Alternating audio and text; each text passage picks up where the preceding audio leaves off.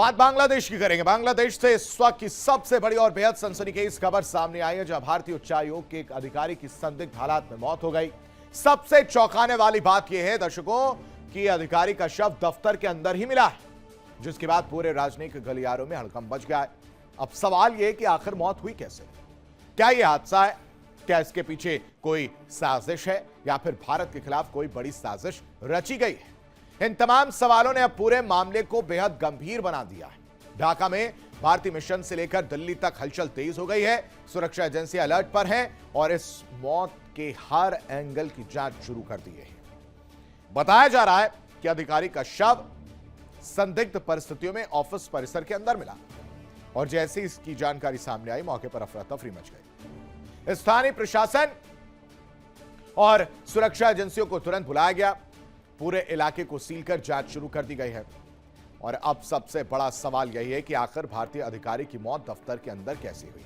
आखिर उसकी मौत हुई कैसे और कौन है उस हत्या के पीछे? किसकी साजिश है? क्या मानसिकता है? क्या मैसेज देने की कोशिश है? क्योंकि जब से पश्चिम बंगाल में सरकार बदली है और उसके बाद से जो एक कहानी बंगाल में भी बदलती हुई नजर आई है, उस साथ ही साथ अब जो सवाल उठ रहा है अधिकारी को निशाना बनाने को लेकर है और इसके पीछे कोई अंदरूनी एंगल है या नहीं है, इस पर भी जो है चिंता बढ़ी है। ऐसे में भारतीय उच्चायोग के अधिकारी की संदिग्ध मौत ने नई आशंकाओं को जन्म दे दिया है। दिल्ली में विदेश मंत्रालय पूरे मामले पर नजर बनाए हुए है, क्योंकि बांग्लादेश सरकार से रिपोर्ट तलब की जा सकती है।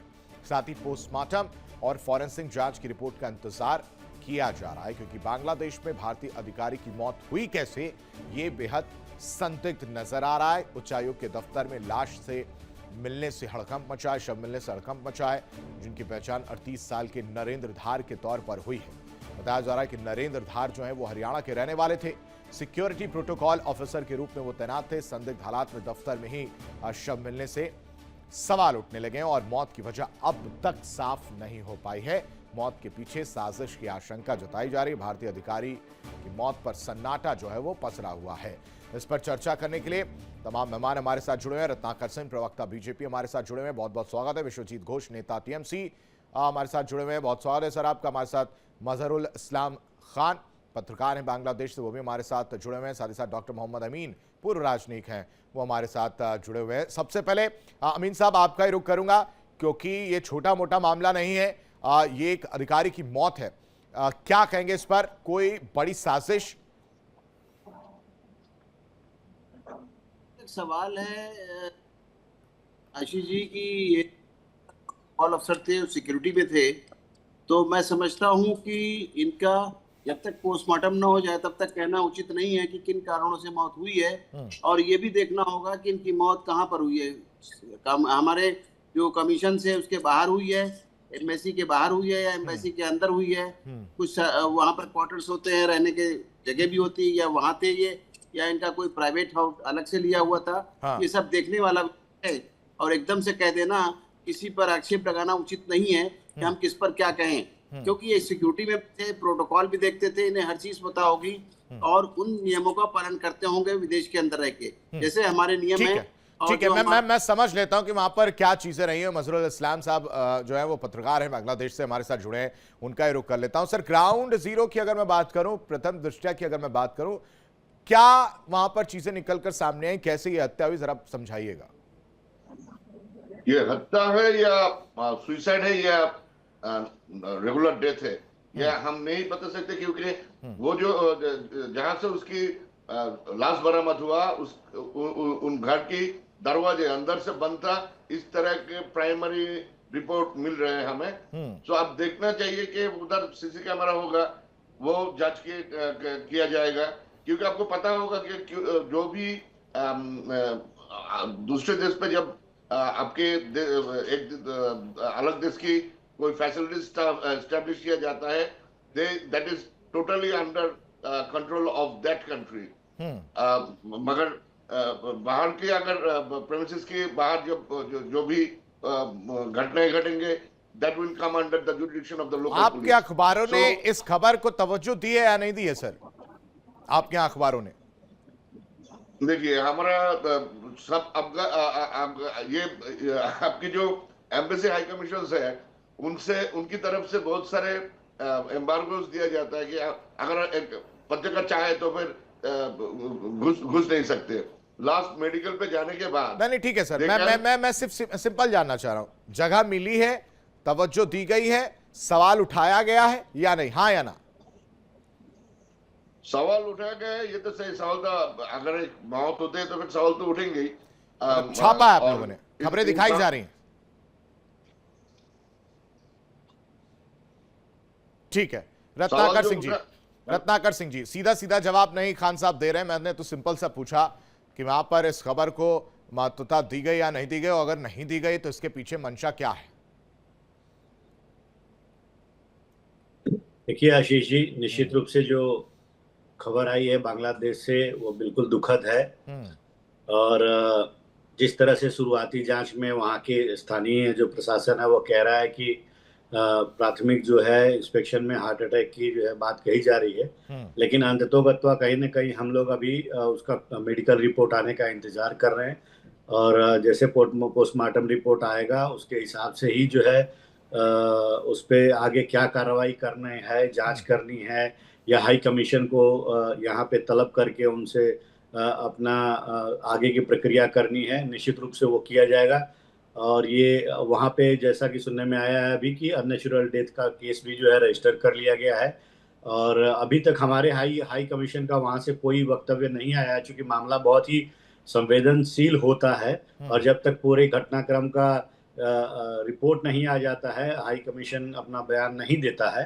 और भारत सरकार जो है इस पे पूरी तरह से नजर रखे हुए है और स्थानीय जो है प्रशासन है उनसे संपर्क बनाए हुए है। निश्चित रूप से किसी भी हाई कमीशन की जिम्मेदारी जो है उसकी सुरक्षा की वहाँ के देश की होती है। अगर कहीं पे कुछ शक होता है या कुछ मतलब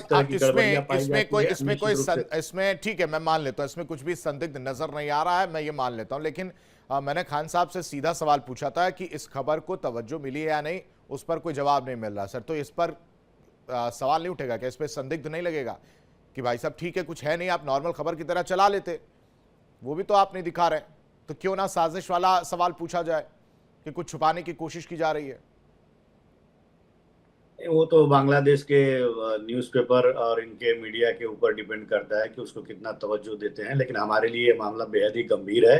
किसी भी उच्चायोग का इस तरह से डेथ होना जो संदिग्ध की श्रेणी में आता है, निश्चित रूप से भारत सरकार जो है पूरी तरह से उस पर नजर बनाए हुए है और स्थानीय प्रशासन के संपर्क में भी है। कुछ भी तरह पोस्टमार्टम रिपोर्ट का इंतजार है। कुछ भी अगर इस तरह का संदिग्ध नजर आता है तो निश्चित रूप से भारत सरकार उस पर कड़ा एक्शन लेगी। ठीक है, आप अमीन साहब मैं आपका रुख कर रहा हूं, फिर उसके बाद विश्वजीत का मैं रुख करूंगा। कुछ कहना चाह रहे हैं आप अमीन साहब? कन्वेंशन के तहत उनकी जिम्मेदारी बनती है कंट्री की कि हमारे देश को जो भी वहां पर रह रहे हैं एम्बेसी के लोग, किसी भी देश के एम्बेसी के लोग रह रहे हैं, उनकी सुरक्षा वगैरह तब ध्यान में की जाए। जहां तक सवाल इस बात का है, आप बार बार इस बात को पूछ रहे हैं कि न्यूज में क्यों नहीं उनको महत्व दिया गया। मैं आपको बताऊं, मैं सिंगापुर में था और जब मैं गया था यहाँ पर देश के अंदर हमारे चुनाव घोषित हुए थे, पार्लियामेंट के मेन चुनाव थे, तो वहाँ सारी न्यूज एक लाइन आई थी कि इंडिया के अंदर इलेक्शन अनाउंस हो गए, दैट्स ऑल। हमारे विदेशी समाचार पत्र हैं उनमें इतनी प्राथमिकता नहीं दी जाती जितना यहाँ के हमारे देश के अंदर तिल का ताड़ बनाया जाता है मीडिया के द्वारा। मैं आपको क्लियर बता दूं, जब तक वहां पर हमारे जो एम्बेसी को इंश्योर नहीं हो जाएगा, वो सारी बातों को हालात जानते हैं, तब तक कोई स्टेटमेंट हमारी एम्बेसी से भी आपको नहीं मिलेगा, ना विदेश मंत्रालय से मिलेगा। लेकिन जहां तक सवाल आ जा रहा है, सुरक्षित थे, अपने एरिया में थे, कहीं बाहर नहीं गए थे, उनको किसी ने नहीं मारा बाहर, अंदर कमरे में बंद पाए गए, इट मींस हार्ट अटैक भी हो सकता है। ये पोस्टमार्टम पे डिपेंड करेगा। जब तक पोस्टमार्टम नहीं हो तो कोई कहीं से स्टेटमेंट आपको नहीं मिलेगा, ना आप न्यूज बना पाएंगे, ना वो कोई वहां न्यूज बनाएंगे। वहां एक लाइन की न्यूज, विदेशों में कोई लंबी चौड़ी न्यूज नहीं आती। ये हमारे देश के नहीं है जिनकी न्यूज बनाई जाएगी, वो एक सुरक्षा कर्मचारी, दैट्स ऑल। मतलब एक सुरक्षा कर्मचारी है जिसकी मौत हो जाती है, जिसके पोस्टमार्टम रिपोर्ट का इंतजार किया जा रहा है। ये आप कह रहे हैं कि ये कोई खबर नहीं हो सकती है, ये आप कह रहे हैं, और खासकर बांग्लादेश में ये खबर नहीं हो सकती है, आप ये कह रहे हैं सर? मतलब उसकी मौत की कोई वैल्यू नहीं है, उसकी मौत को लेकर सवाल नहीं पूछा जाना चाहिए, आप ये कहने की कोशिश कर रहे हैं सर? राइट है, जिनेवा कन्वेंशन के तहत पूरा राइट है। हमारे देश के लोग दिया जाए। जब तक कि पोस्टमार्टम रिपोर्ट नहीं आएगी तब तक कोई न्यूज नहीं बनेगी, ना हमारी मैं कह रहा हूं नॉर्मल मौत की खबर बन सकती है कि नहीं, कि हार्ट अटैक से एक इंडियन एम्बेसी के अधिकारी की मौत हो रही है, ये एक न्यूज बन सकती है या नहीं बन सकती है सर? कल हुई है, आज बनेगी। हाँ। और कल आएगी। तो मैंने यही तो पूछा खान साहब से, मैंने खान साहब से ये पूछा कि वो बहुत अफसोस होता है कि एक भारतीय नागरिक की मौत हो रही है, किसी वजह से भी हो रही हो।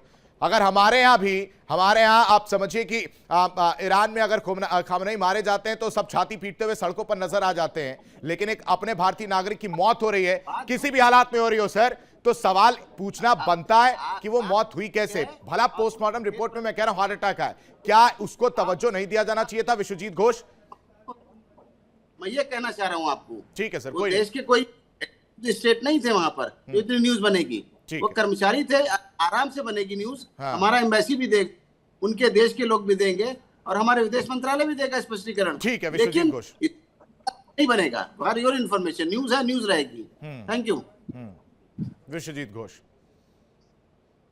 देखिए, बांग्लादेश के चट्टग्राम में जो सहकारी हाई कमिश्नर है, वहां पर भारतीय नागरिक वहां पर काम करते हैं, 10.5 उसको मौत हो गया था।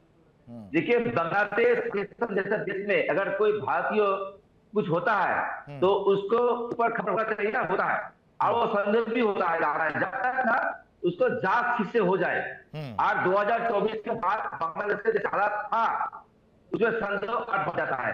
अभी देख रहा है ये जांच कैसे होता है और भारतीय सरकार इसमें कैसे जांच के लिए अपना टीम भेजते हैं। देखिए, बांग्लादेश में नहीं, ये भी समस्या है ना कि सरकार अगर वेस्ट बंगाल में बदल रही है तो चीजें जो निकलकर बांग्लादेश से सामने आने लगती हैं। सड़कों पर लोग उतर आते हैं, धमकियां देते हुए नजर आते हैं। 2 दिन 3 दिन पहले की खबर थी सर। विश्वजीत घोष, देखिए, वो तो अलग बात है। बंगाल में जो हुआ था वो बुलडोजर का एक्शन था, बुलडोजर एक्शन लिया है। लेकिन भारत देश में इस तरह से सन्नाटी जीवन की तरह इस तरह से बांग्लादेश है, उसके लिए कोई कुछ कर रहा है, कोई आंदोलन कर रहा है, भारत कुछ कर रहा है। अब 3 साल से वो अटक हुआ है वहां से।